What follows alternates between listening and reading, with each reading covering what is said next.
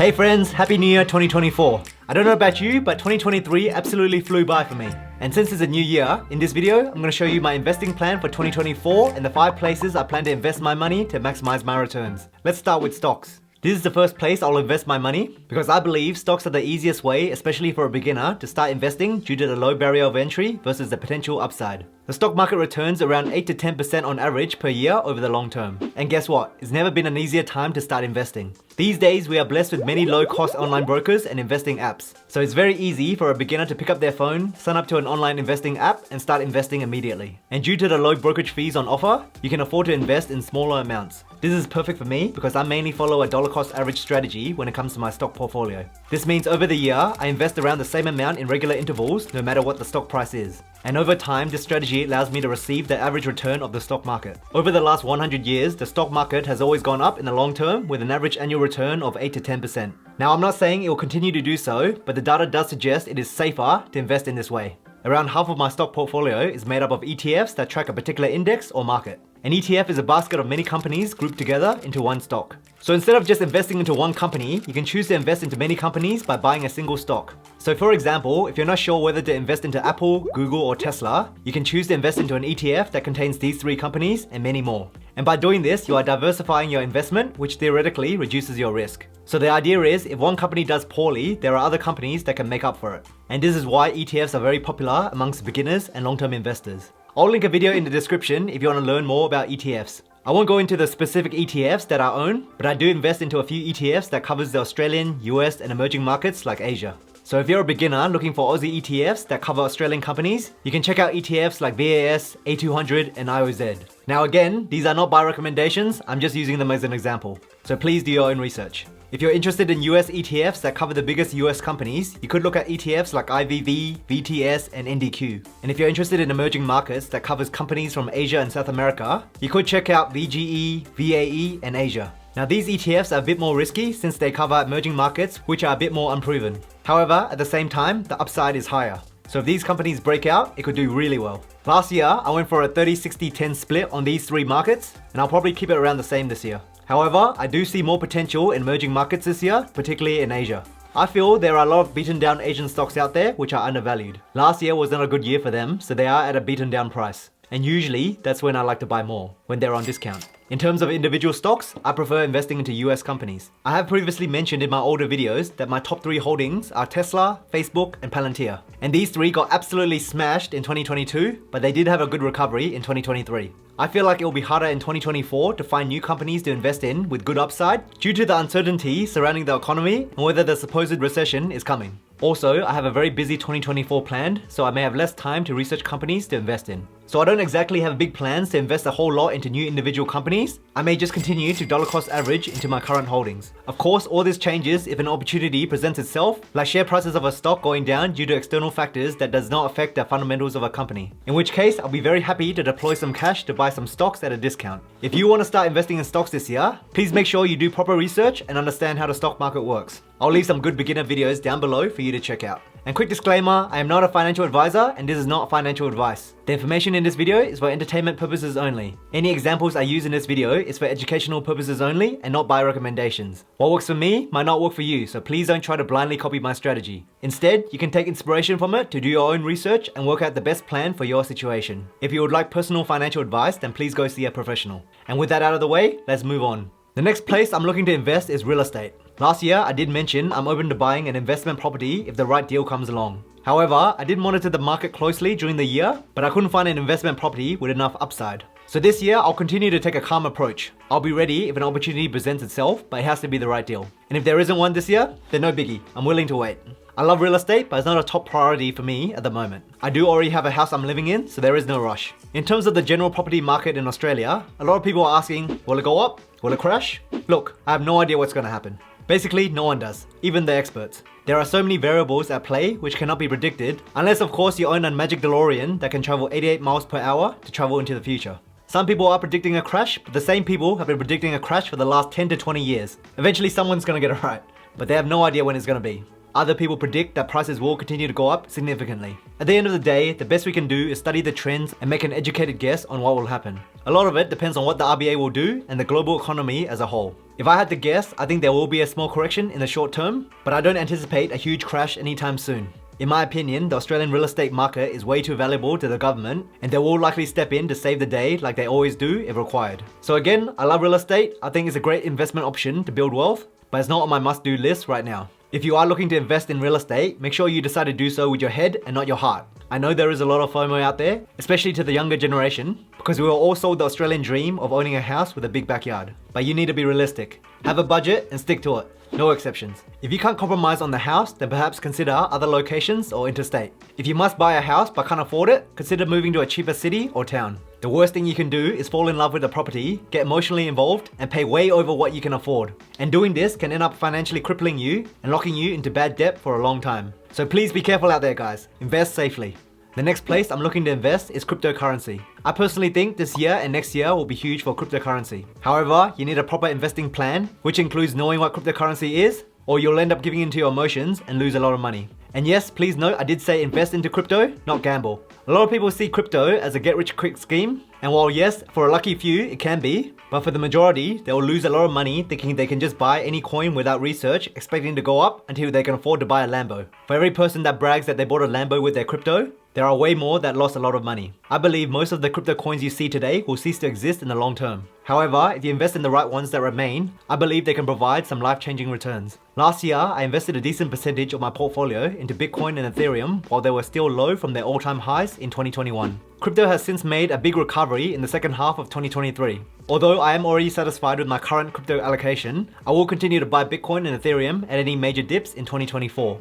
I think these are the two safest coins, which will still be around in the long term when there is global crypto adoption. I think they can go on a major run in the next few years. I believe there are three main catalysts this year, which I think will set the scene for the next crypto bull run. Catalyst number 1, the Bitcoin halving event. Approximately every 4 years, there is an event called the halving, when the rewards for mining Bitcoin is cut in half. So that means for the same amount of work to mine Bitcoin, you will only receive half the reward. And since there is already a limit of 21 million Bitcoin to ever exist, this increases the scarcity of Bitcoin. And historically, the price of Bitcoin increases significantly after every halving event. The last halving event occurred in May 2020, and initially the price remained around the same, but over the following months, it started to go up slowly before shooting off and peaking around May 2021. The next halving event is predicted to occur around May 2024, and if it follows the same trend, the price of Bitcoin is expected to increase as a result. And all the other crypto coins usually follow Bitcoin, so if Bitcoin goes up, the rest usually follows. Catalyst number 2, the approval of a Bitcoin spot ETF. This has been in the works for many years now, and has repeatedly got rejected by the SEC.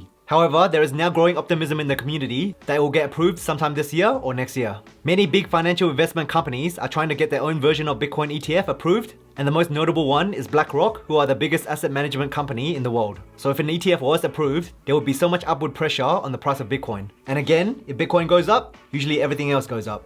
And the third catalyst is FOMO, fear of missing out. Humans are predictable creatures who run on emotions. Have a look at this picture of Bitcoin where there are two lines at different price points. This summarizes how the human mind works very well. No one wants to buy when it's cheap, and everyone wants to buy once the price has already gone up. I believe this will happen again, not just with retail investors, but also institutional investors, and even large companies who won't want to miss out on adding Bitcoin to their books, even if it's just a hedge, if everyone else is doing it. But again, at the end of the day, I could be wrong, and this does not happen. This is just what I'm doing, so please do not blindly copy me without doing any proper research. Now, a lot of people are still skeptical on crypto as an investment, and that's fair enough. If you don't believe in it, then you don't believe in it. And if you don't understand something, then it's probably best not to invest in it. However, a lot of people have a negative pre-notion about crypto and have labeled it worthless without doing any research. And if you're one of those people, then that's perfectly fine. I'm not here to change your mind. Just take what I say with a grain of salt. This video is just me sharing my plans to my audience. The next place I'm looking to invest is in my business. Over the last 2 years, this channel, Brian Invests, has grown to almost 20,000 subscribers and almost 1 million views. I genuinely did not think that I would grow this fast. So if you're one of my subscribers or watched any of my videos, then I want to thank you from the bottom of my heart. Seriously guys, thank you very much. I really appreciate all your support. This channel is now making consistent income from AdSense every month, which does help support my family. So just by watching my videos, you guys are making a difference to me and my family. So thank you once again. However, I'm not going to rest on my laurels. There is so much more for me to do here. I think I have a good thing going on here, which is providing financial education to many Aussies, which was not taught in school. My next goal is to grow this channel to 100,000 subscribers and eventually 1 million and beyond. So unfortunately, you will be stuck with me for a very long time. So if you enjoy my videos and want to help me achieve my goals, then please subscribe down below. I want to become the #1 finance YouTube channel in Australia. And to achieve this goal, I need to invest more into my business. Previously, I've been using my own money to fund all the things required for me to run this channel. So things like camera gear, microphones, lighting, editing software, and a number of online subscriptions that help me make better videos. When you are watching one of my videos, I want you to have the most seamless experience with good audio quality and good aesthetics. Since this channel is making some money now, I want to reinvest a lot of it back into it to make it better. So it could be for better camera equipment to increase the video production and give you guys a better viewing experience. For example, I'm currently using the Sony a7 III to film my videos, and although I think it's still a very good camera, I feel like there are better cameras out there that could make my videos better. Also, I am still a one-man show. I script, film, and edit all my videos. I make all the titles and thumbnails, and to be honest guys, it is a lot of work. Especially given I still work a full-time job and I have a young family to take care of. I still consider myself a part-time YouTuber, and it's going to get even busier with the things I have planned this year. I have hundreds of good video ideas in my head, yet I only have enough time to script, film, and edit one video per week. And I do take a long time to edit my videos. And I am a bit of a control freak, so I want to do everything myself and have 100% creative control. However, I have come to realize that for me to grow, I do need to get more videos out there this year. So I'm looking to invest some money into an editor to edit my videos. I currently spend way too long editing my videos, so this will free up a lot of my time to come up with better video ideas and spend more time with family. I will still script all my videos because I hold every one of my videos to a high standard, and to achieve this, I need to do the research myself so that I know that the information I offer is as accurate as possible. I'm also looking to diversify outside of YouTube. So I will be starting a website to write some blogs. I've already purchased the domain name www.brianinvest.com.au. I'm currently in the process of designing the website myself, and it will be live soon, so please keep a lookout. I'm also looking to start an email newsletter so I can share my thoughts in real time, and it gives me the ability to share other cool things with you guys. So please keep a lookout. There are some new things coming out in 2024. And if you are looking to start your own business or side hustle this year, then my advice is just go for it. Yes, you can take a bit of time to plan, but don't wait until it's perfect like I tried to do with my YouTube channel. I could have started a few years sooner, but I waited until the perfect time. But guess what? It's never gonna be perfect. The best way is to just start and learn along the way. And in the age of the internet, there are no shortages of things you can do to earn some extra money on the side. And who knows, your side hustle could become your main hustle one day. The next place I'm looking to put my money in is cash. I don't really count this as a long-term investment, but putting cash into a high savings bank account is probably the safest thing you can do in 2024 that still provides a decent return. That is because the Australian government guarantees up to $250,000 if something happens to the bank. So worst case scenario, you will get your money back. In 2023, we enjoyed some very high interest rates from the banks due to the RBA consistently increasing the cash rate throughout the year. And it looks like this will continue in a similar vein in 2024. I currently have an ING account which offers 5.5% and a UBank account that offers 5.1%. That's not bad at all. I also park some money in Moomoo Cash Plus. They are an investing app who currently have a special promotion which offers new users 6.8% interest for uninvested cash for up to $100,000. They will give you 6.8% interest for up to 180 days. They will also give you all these bonuses on screen for free if you use the link in the description to sign up and deposit any amount. Although they do offer a high interest rate, please be aware Cash Plus is not a savings account and operates a bit differently. I have made a review video on Moomoo and Cash Plus, which I'll link down below if you want to learn how to receive the high interest. It's very easy, so go check it out. I keep my emergency fund and other excess cash in a combination of these accounts to take advantage of the high interest. I don't usually like to hold too much cash in the bank because I think it's losing value over the long term due to inflation. However, this year I'm increasing my cash position for two reasons. Number one, I don't like to be 100% invested because then I can't take advantage of any major dips which presents buying opportunities at a discount. So I like to keep some dry powder so I can take advantage of any investing opportunities throughout the year.